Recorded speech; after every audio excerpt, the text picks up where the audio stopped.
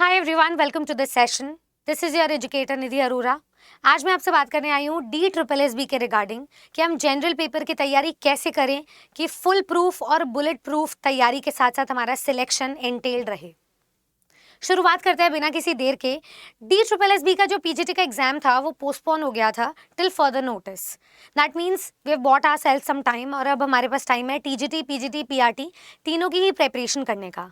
लेकिन TGT, PGT में भी चीज ये है कि आपको PRT वाले सब्जेक्ट्स कवर अप करने ही करने हैं, क्योंकि वो पेपर 1 के कॉमन सब्जेक्ट्स होते हैं और आप किसी भी सब्जेक्ट की इन डेप्थ स्टडी करोगे तो आपका सब्जेक्ट कंसर्न वाला पार्ट TGT, PGT में भी सॉर्टेड हो जाता है। तो क्यों ना पेपर 1 को ही एक बेस मान के चले, जो स्टूडेंट्स हम अक्सर इग्नोर कर देते हैं सब्जेक्ट कंसर्न की आड़ में, कि हम पेपर 1 में ऐसा क्या करें कि हमारा जो जनरल प्रिपरेशन स्ट्रैटेजी है वो सॉर्टेड हो जाए तीनों ही एग्जाम्स के लिए, ताकि हम फुल मार्क्स लेकर आके अच्छे से कट ऑफ में सिलेक्शन और गोल्डन टिकट ले लें इस नौकरी की। सबसे पहली जो टिप है मेरी पास आपके लिए वो है अंडरस्टैंड द एग्जाम पैटर्न। हम सब अपने सब्जेक्ट कंसर्न को तो अच्छे से समझते हैं। जैसे अगर इंग्लिश PGT का एग्जाम है तो उसमें कितने मार्क्स की ग्रामर है, रीडिंग है, राइटिंग है, पेडागोजी है और लिटरेचर है। पर हम अक्सर ये भूल जाते हैं कि जो हमारा एग्जाम पैटर्न है वो कितने मार्क्स में विभाजित रहेगा। अगर मैं आपको जनरल पेपर की बात करूं सब्जेक्ट वाइज, तो देखो जो आपका जनरल पेपर है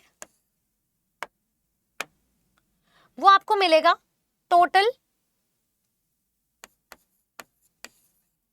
100 मार्क्स का। ठीक है, 100 मार्क्स में आपको एक चीज ध्यान रखनी है कि आपकी लैंग्वेज है, फिर उसके बाद लैंग्वेज में आ जाता है आपका इंग्लिश, हिंदी, फिर आ जाती है आपकी मैथ्स, फिर आ जाती है आपकी रीजनिंग, फिर आ जाता है आपका करंट अफेयर्स।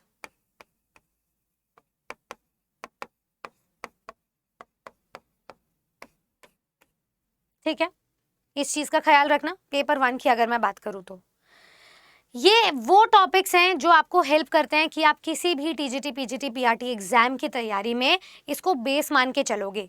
सबसे ज्यादा वेटेज जो पूछा जाता है वो है अप टू 10th क्लास तक का सिलेबस, अप टू 10th सबसे ज्यादा। अगर आपकी ये तैयारी है तो TGT, PGT के भी काफी सारे कॉन्सेप्ट्स आपके क्लियर हैं। That means we are successfully killing 2 birds with single stone. एक तीर से 2 निशाने लग रहे हैं हमारे।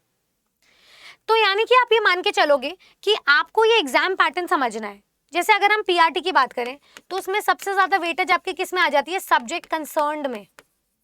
सब्जेक्ट कंसर्न्ड आपका टीचिंग एप्टीट्यूड और पेडागोजी पे आता है। ठीक है, वो जो आपका पूरे 100 नंबर का रहता है उसको भी हम छोड़ के नहीं जा सकते हैं, तो ये चीज का आप ख्याल रखना। तो मैं PRT और जनरल पेपर दोनों को ही सेम स्ट्रैटेजी मान के चल रही हूँ। अगर आप सिर्फ पेपर 1 की तैयारी कर रहे हो तो आपको 100 नंबर के लिए प्रिपेयर्ड रहना है, क्योंकि PRT और TGT में सब्जेक्ट कंसर्न 100 नंबर का रहता है और PGT में 200 नंबर का रहता है। ठीक है, और अगर हम बात करें PRT की स्पेसिफिकली, तो आपको टीचिंग एप्टीट्यूड पे कमांड बनानी है जो कि आपके लिए हेल्पफुल रहेगा, क्योंकि खाली पेपर 1 को क्वालिफाई करना हमारा मेन लक्ष्य नहीं है। पेपर 1 से हम अपने स्कोर को बढ़ा रहे हैं, सेफ स्कोर बना रहे हैं।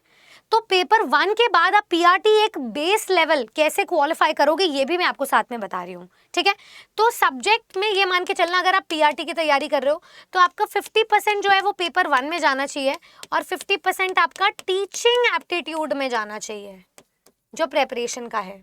ठीक है, चलो पहले तो हम इसी पार्ट की बात करेंगे कि जो आपका 50% है वो कैसे क्लियर होगा। सबसे पहले तो जब आपने एग्जाम पैटर्न को जाना और सिलेबस ओरिएंटेशन को जाना, तो अपने सिलेबस में ये भी जान लो कि आपको ये चीजें क्लियर करनी है। Current affairs, English, Hindi, maths, reasoning 20 20 20 20 20 20 into 5 is equals to 100। इसको 5 बार मल्टीप्लाई किया ना, ये ऐड किया है, 100 मार्क्स का ही हो जाएगा। और एक लौता टीचिंग एप्टीट्यूड आपका 100 मार्क्स का ही आपको मान के चलना है। जब आप अपने सिलेबस जान लोगे तो बहुत सारी चीजें आपको यहाँ से क्लियर हो जाती हैं। क्लियर ये हो जाता है कि आपने अभी तक 10th लेवल तक अपने स्ट्रेंथ और वीकनेस को क्या माना है, कौन से सब्जेक्ट है। अगर आपकी लैंग्वेज पर कमांड है तो इंग्लिश, हिंदी में से किसी एक पर होगी, दूसरा आपकी वीकनेस रहेगा। Start working on your weakness all the more. अगर आप न्यूज़पेपर्स डेली नहीं पढ़ते हो तो उसकी हैबिट डालोगे और करंट अफेयर्स पे कमांड बनाओगे, वो भी लेटेस्ट करंट अफेयर्स की। अगर आप कभी न्यूज़पेपर में सुडोकू नहीं खेलते थे तो अपनी रीजनिंग स्किल्स पर आप स्ट्रेंथन करोगे। अगर आपकी लॉजिकल एप्टीट्यूड वीक है तो आप अपनी मैथ्स पे फोकस करोगे ज्यादा, ठीक है। बाकी सारे सब्जेक्ट्स को कंसिस्टेंटली लेकर के चलोगे। टीचिंग एप्टीट्यूड पे भी अभी हम आएंगे। नेक्स्ट बात आ जाती है आपके पास आपके प्रैक्टिस मॉक टेस्ट की। दूसरा, आपका जब आपने एग्जाम पैटर्न सिलेबस जान लिया, स्ट्रेंथ और वीकनेस जान ली, एनालिसिस कर लिया, अब आप मॉक टेस्ट प्रैक्टिस करोगे और उस सब्जेक्ट के अंदर, पर्टिकुलर सब्जेक्ट के अंदर पर्टिकुलर एरिया ऑफ वीकनेस और स्ट्रेंथ निकालोगे और पता लगाओगे कि कौन से टॉपिक के कौन से पार्ट पे आपको ज्यादा वर्कआउट करने की आवश्यकता है, ठीक है। फॉर एग्जाम्पल मैं इंग्लिश में मान के चलती हूँ कि अगर स्टूडेंट्स को सेंटेंस रीअरेंजमेंट में प्रॉब्लम होती है तो वो कैसे डायग्नोस कर सकता है।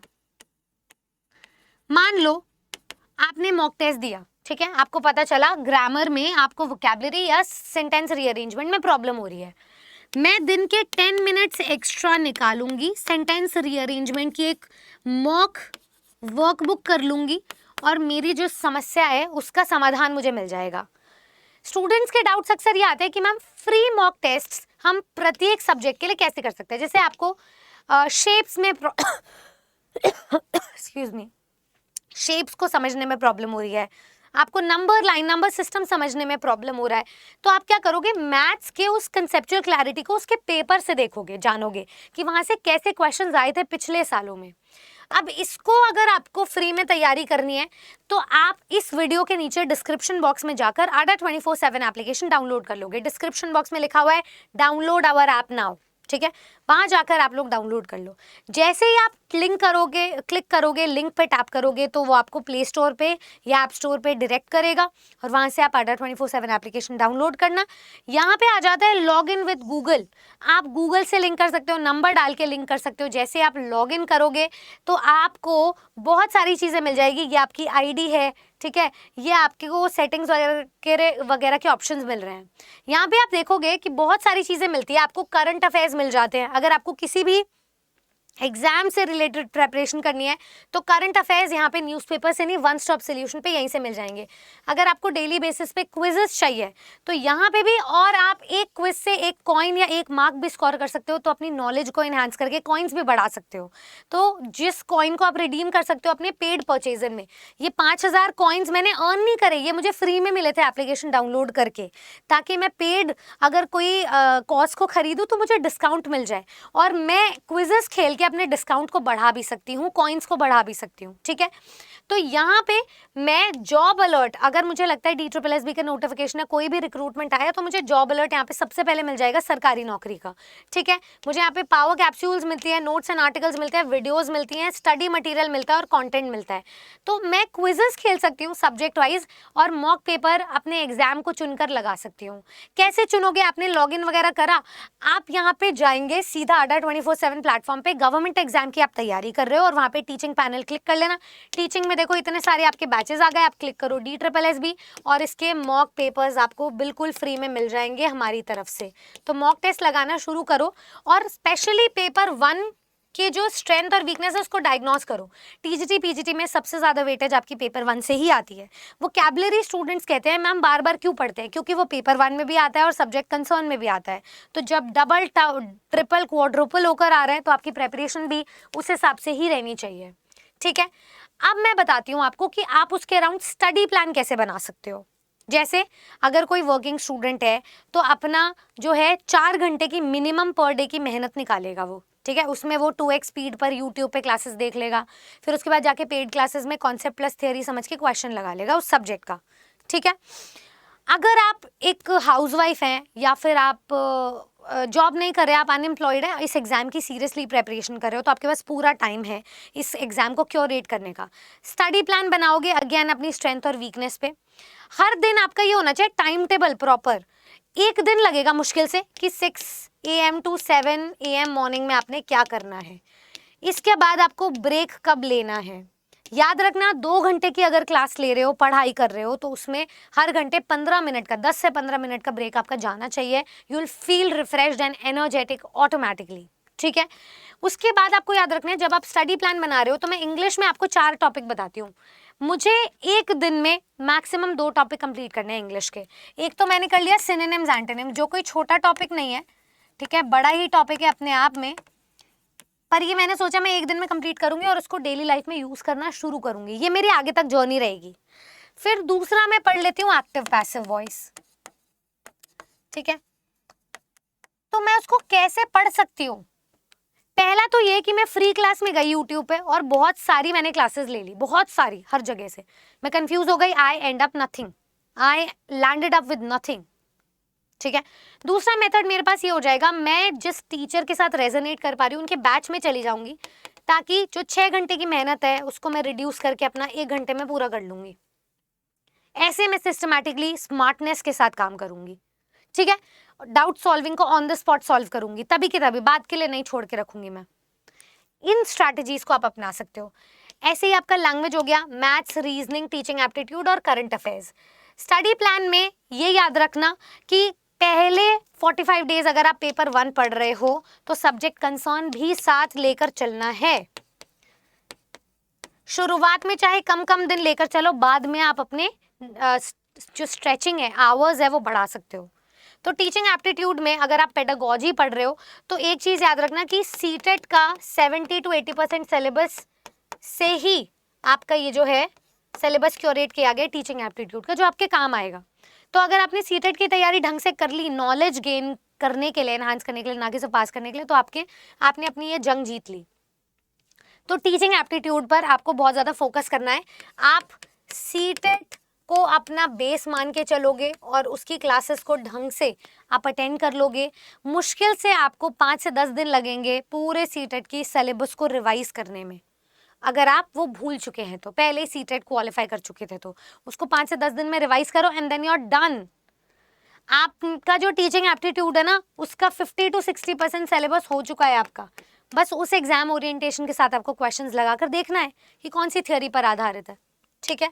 उसके बाद आप याद रखेंगे कि कैलकुलेशंस रेगुलरली करो। कैलकुलेशन से मेरा मतलब है कि आप अपनी लॉजिकल रीजनिंग को बढ़ाओ,